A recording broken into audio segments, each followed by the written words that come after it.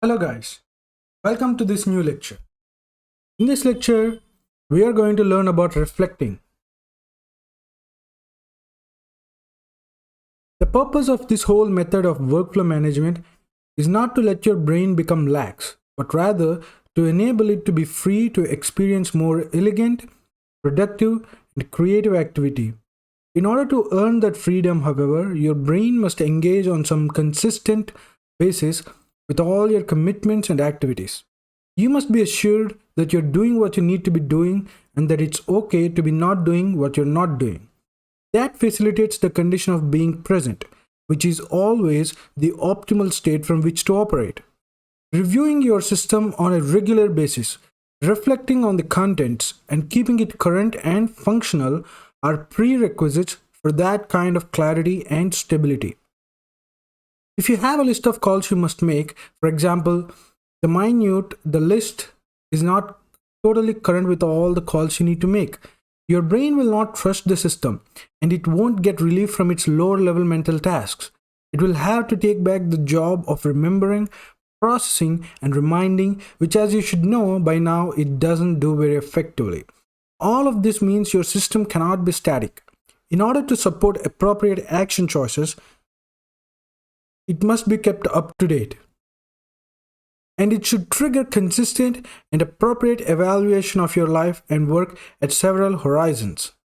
There are two major issues that need to be handled at this point. Number one, what do you look at in all this and when? And issue two is, what do you need to do and how often to ensure that all of it works as a consistent system, freeing you to think and manage at a higher level.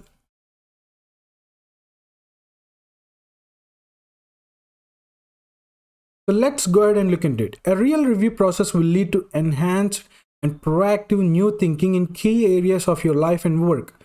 Such thinking emerges from both focused concentration and serendipitous brainstorming, which will be triggered and galvanized by consistent personal review of your inventory of actions and projects. What to look at? When? Your personal system and behaviors need to be established in such a way that you can see all the actions. Your personal system and behaviors need to be established in such a way that you can see all the action options you need to see when you need to see them.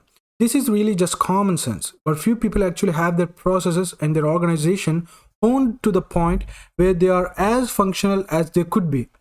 When you have access to a phone and any discretionary time, you ought to at least glance at the list of all the phone calls you need to make, and then either direct yourself to the best one to handle or give yourself permission to feel okay about not bothering with any of them. When you're about to go in for a discussion with your boss or your partner, take a moment to review the outstanding agendas you have with him or her, so you will know that you are using your time most effectively. When you need to pick up something at the dry cleaner, first quickly review all other errands that you might be able to do en route. People often ask me, how much time do you spend looking at your system? My answer is simply, as much time as I need to fully feel comfortable about what I'm doing. In actuality, it's an accumulation of 2 seconds here, 3 seconds there. What most people don't realize is that my lists are in one sense my office, just as you might have post-its, stacks of documents that represent work to do at your workstation. So do I on my next actions list and calendar? Assuming that you have completely collected, processed, and organized your stuff, you will most likely take only a few brief moments here and there to access your system for day-to-day reminders. Look at your calendar first. Your most frequent review will probably be of your daily calendar and your daily tickler folder if you're maintaining one, to see the hard landscape and assess what has to get done. You need to know the time and space parameters first, knowing that you have non-stop meetings from 8 a.m. to 6 p.m. For example, with barely a half-hour break for lunch will help you make necessary decisions about any other activities. Then your action lists after you review all your day and time specific commitments and handle whatever you need to about them. Your next most frequent area for review will be the lists of all the actions you could possibly do in your current context. If you're in your office, for instance, you will look at your list of calls and computer actions and in-office things to do. This doesn't necessarily mean you will be doing anything on those lists. You will just evaluate them against the flow of other work coming at you to ensure that you make the best choices about what to deal with. You need to feel confident that you're not missing anything critical. Frankly, if your calendar is trustworthy and your action lists are current, they may be the only things in the system you will need to refer to more than every couple of days. There have been many days when I didn't need to look at any of my lists, in fact, because it was clear from the front end, my calendar, what I wouldn't be able to do.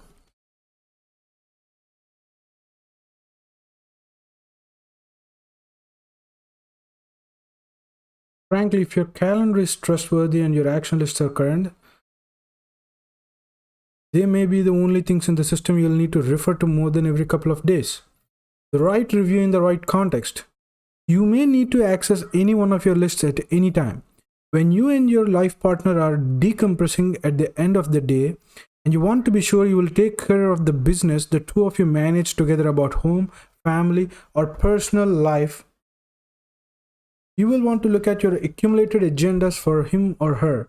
On the other hand, if your boss pops in for a face-to-face conversation about current realities and priorities, it will be highly functional for you to have your projects list up to date and your agenda list for him or her right at hand.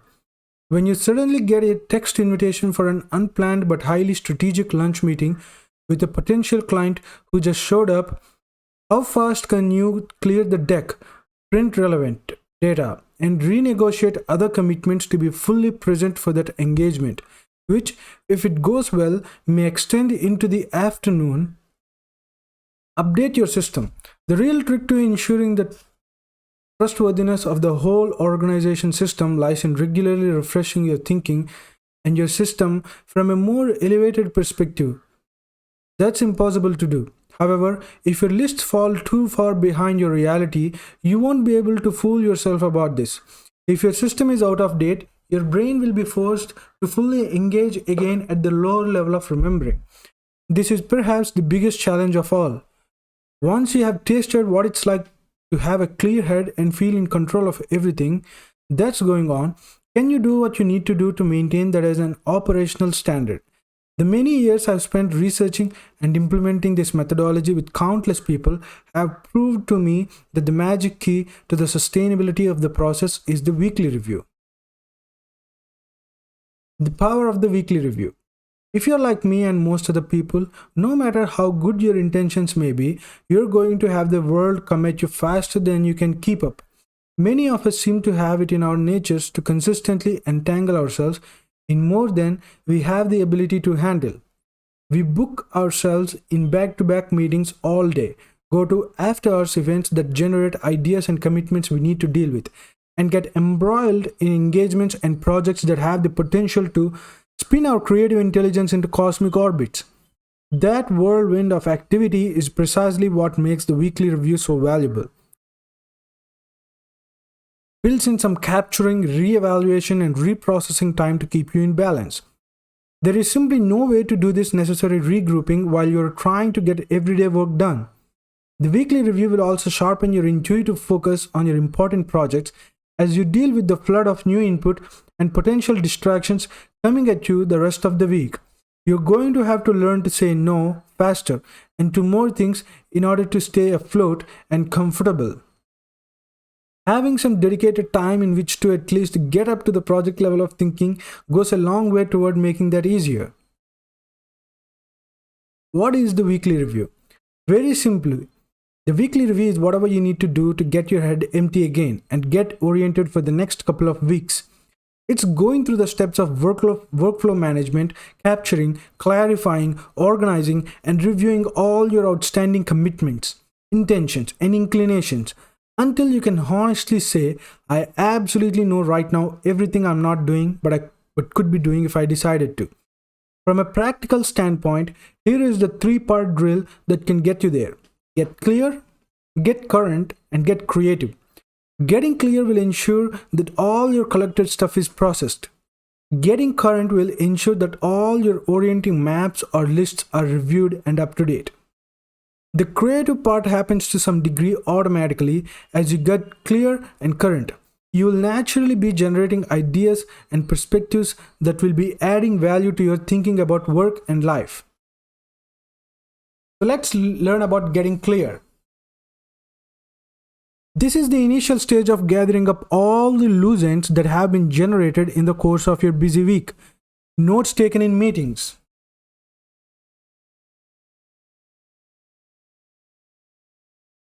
Receipts, business cards you've collected, notices from your kids' schools, and all the miscellaneous inputs that, in spite of yourself, have accumulated in all the weird little pockets and places in your purse, briefcase, smartphone texts, jacket, and on your dressing room counter.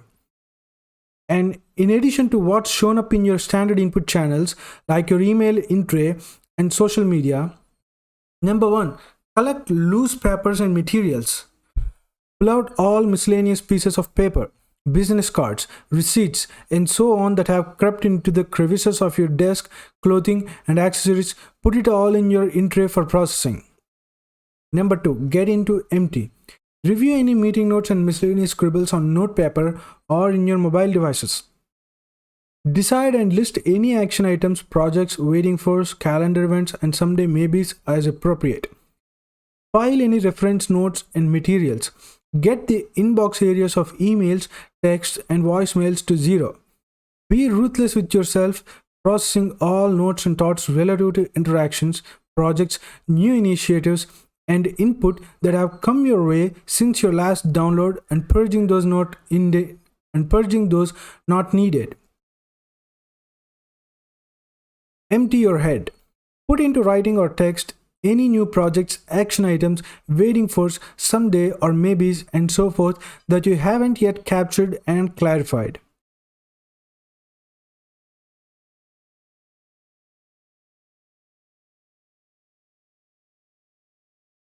Get current.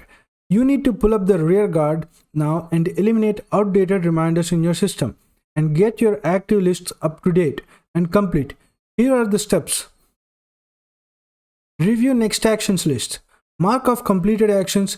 Review for reminders of further action steps to record. Many times I've been moving so fast I haven't had a chance to mark off many completed items on my list, much less figure out what to do next. This is the time to do that.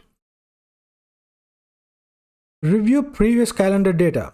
Review the past 2 to 3 weeks of calendar entries in detail for remaining or emergent action items, reference information, and so on, and transfer that data into the active system. Grab every "oh, that reminds me" with its associated actions. You will likely notice meetings and events that you attended which trigger thoughts of what to do next about the content. Be able to archive your past calendar with nothing left uncaptured. And then review upcoming calendar. Look at further calendar entries. Capture actions about projects and preparations required for upcoming events. Your calendar is one of the best checklists to review regularly to prevent last-minute stress and trigger creative front-end thinking. Upcoming travel, conferences, meetings, holidays, etc. should be assessed for projects to add to your projects and next actions list for any of those situations that are already on your radar but not yet on cruise control. Review waiting for list. Any needed follow-up, need to send an email to get a status on it.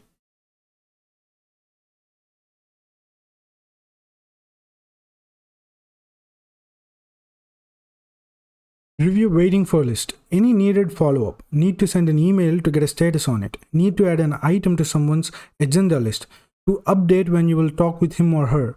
Record any next actions. Check off any already received. Review projects and larger outcome lists. Evaluate the status of projects, goals, and outcomes one by one, ensuring that at least one current kickstart action for each is in your system. Browse through any active and relevant project plans, support materials, and any other work in progress material to trigger new actions. completions, waiting force, etc. Review any relevant checklists. Is there anything else that you haven't done that you need or want to do, given your various engagements, interests, and responsibilities? And get creative. This methodology is not simply about cleaning up and getting closure. Those are critical factors, to be sure, to utilize for clarity and focus. Ultimately, though, the prime driver for my own exploration in this field has been creating the space to catalyze and access new creative and valuable thinking and direction. To a great extent, that's actually not something you need to exert a lot of energy to achieve. If you have gotten this far in implementing this methodology, we are naturally creative, being invested in our existence to live, grow, express, and expand. The challenge is not to be creative, it's to eliminate the barriers to the natural flow of our creative energies. Practically speaking, it's about getting your act together, letting spontaneous ideas emerge, capturing them, and utilizing their value. If you, in the process of reading and applying any of these techniques, have had any kind of aha, that reminds me, or I think I might want to, because you externalized your thinking and reflected on it, then you're already demonstrating the naturalness of this process. As I said, there may not be anything you need to focus on at this point, since probably most of your creative thinking will have already shown up and been integrated in this process.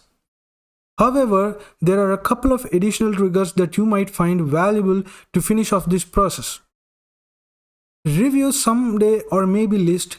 Check for any projects that may have become more interesting or valuable to activate and transfer them to projects.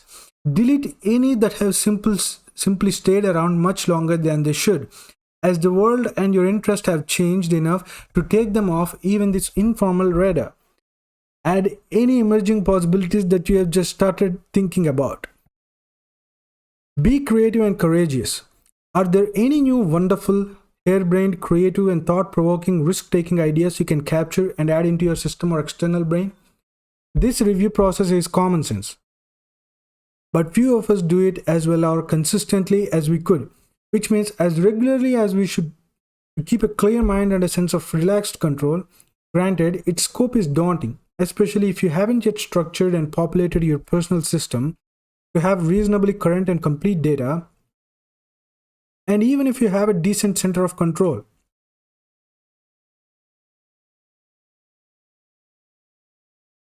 Be creative and courageous.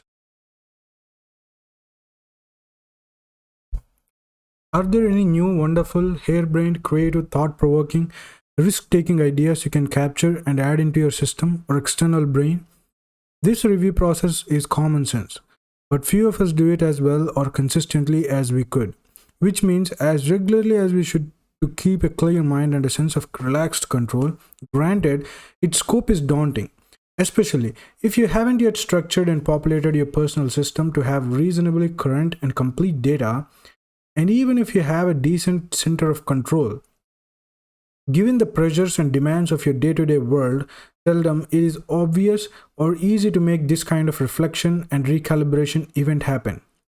The right time and place for the review. The weekly review is so critical that it behooves you to establish good habits, environments, and tools to support it. Once your comfort zone has been established for the kind of relaxed control that getting things done is all about, you won't have to worry too much about making yourself do your review. You will have to in order to get back to your personal standards again. Until then, do whatever you need to, once a week, to trick yourself into backing away from the daily grind for a couple of hours. Not to zone out, but to rise up at least to the horizon of all your projects and their statuses,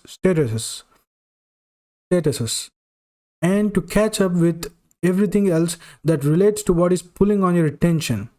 If you have the luxury of an office or workspace that can be somewhat isolated from the people and interactions of the day, and if you have anything resembling a typical 5-day work week, I recommend that you block out 2 hours early in the afternoon of your last work day for the review.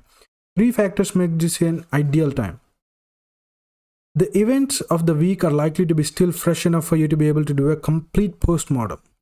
When you uncover actions that require reaching people at work, you will still have time to do that before they leave for the weekend.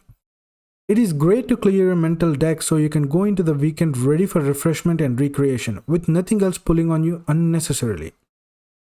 You may be the kind of person, however, who doesn't have normal weekends. For example, often I have as much to do on those days as I do midweek, but I do have the luxury of enduring frequent long plane trips, which provide an ideal opportunity for me to catch up. So, what about your lifestyle? You need a weekly regrouping ritual. You likely have something like this already. If so, leverage the habit by adding into it a higher altitude review process. The people who find it hardest to make time for this review are those who have constantly on-demand work and home environments with zero built-in time or space for regrouping. And you have to try to executive operational review time. I have coached many executives. For them, the biggest problem is to how to balance quality thinking and catch up time with the urgent demands of mission-critical interactions. This is a tough call. The most senior and savvy of them, however, know the value of sacrificing the seemingly urgent for the truly important. They create their islands of time for some version of this process. One of our clients, head of executive development for one of the largest companies in the world, suggested that building in quality time for review and regrouping in order to trust one's intuitive decision making is both critical and sorely lacking in the higher echelons of his organization. Now we have to look into the bigger picture reviews.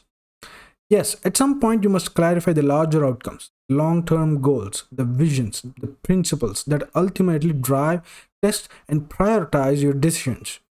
What are your key goals and objectives in your work? What should you have in place a year or 3 years from now? How is your career going? Is this the lifestyle that is most fulfilling to you? Are you doing what you really want or need to do from a deeper and longer term perspective?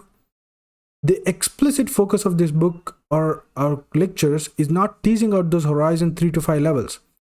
Urging you to operate from a higher perspective is, however, its implicit purpose, to assist you in making your total life expression more fulfilling and better aligned with the bigger game you're all about.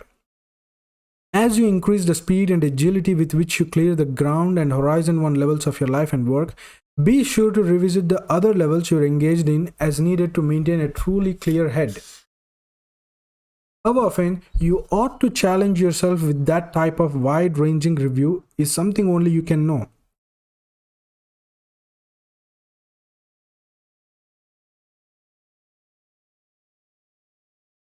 Over the years, I have discovered through my own experience, as well as being intimately involved with scores of people in their day-to-day worlds, that getting ultimately grounded and in control of the mundane aspects of life produces a rich field of natural inspiration about our higher level stuff. It is because of our deeper drives and inclinations that we have embroiled ourselves in the complexities and commitments that often create confusion and the sense of being overwhelmed. You felt a profound need to have children, now you've got them, and each one is a major business to manage for at least 2 decades. You have felt impelled to be creative and produce recognized value in the world. So you have built a business or committed to a lofty professional career, and you're now buried in many more things than you feel you can handle. More goals may not be necessary for you now. You need comfort with the ones you have already put in motion, the confidence that you can execute elegantly on any new ones. We can always use a refreshed view by questioning ourselves. What are your key goals and objectives in your work? What should you have in place a year or 3 years from now? How is your career going? Is this the lifestyle that is most fulfilling to you? Are you really doing what you really want or need to do from a deeper and longer term perspective? We can always use a refreshed view of our visions, values, and objectives indeed. But in my experience, you will resist that conversation with yourself if you don't think you're handling the world you have already created for yourself very well. How long does it take to change a goal or picture of what you want? Not much time, if any. How long will it take you to feel confident that you can deliver to yourself the outcomes you commit to? My experience is that it will be at least 2 years of implementing and habituating this methodology to get to that level of self-confidence. The good news is that getting more control at the more mundane and operational levels of your life and work is immediately available as you start to apply these best practices. But still, have a vision. Do your best to imagine what it might look like. Get cranking on producing something as a viably marketable first iteration and then dynamically steer, maturing both your vision as well as how to implement it based on real feedback from your real world. The message is positive future thinking is critical and fabulous, but it's most effectively manifested when it is tied to a confidence of execution in the material world with responsiveness and course correction built in. With that, let's get ahead to the execution part called engaging. Thank you very much, guys.